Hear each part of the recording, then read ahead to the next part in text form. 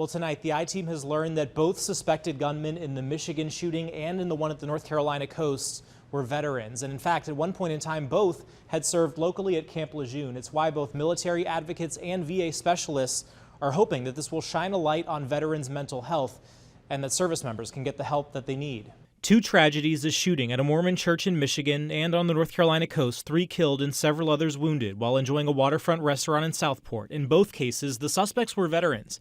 Nigel Edge, the suspect in the North Carolina case, a combat Marine and Purple Heart recipient who later reported suffering from PTSD. It's always very sad to hear about these kind of events. They're rare.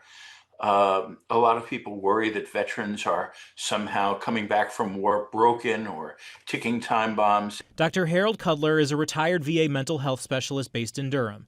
He says while over the years the stigma around mental health in the military has improved, sometimes he says there's still a gap in care. Most doctors don't even take a military history. They're not going to connect with a veteran or the family of a veteran around issues regarding a military history. They're not going to know about PTSD because they're not going to ask about military experience. When speaking about the tragic shooting in Brunswick County, Governor Stein today echoing those same concerns.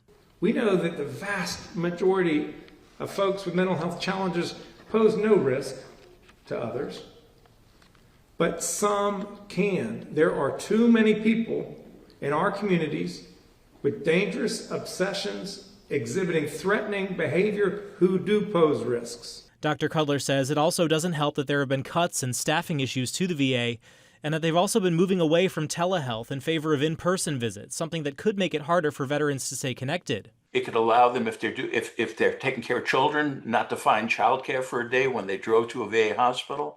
It allows them to comply with treatment, to make sure if they are on medicine, they're taking it properly, there aren't any side effects that would make them quit the medicine early.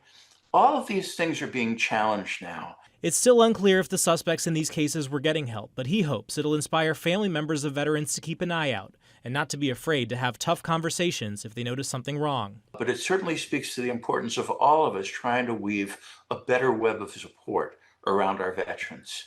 I think that's something each of us could play a role in. Now, we did reach out to some of Nigel Edge's family here in Raleigh. They did not want to comment on the case. Meanwhile, Edge is being held without bond in Brunswick County. He's due back in court again next month. In Raleigh, Tom George, ABC 11 Eyewitness News.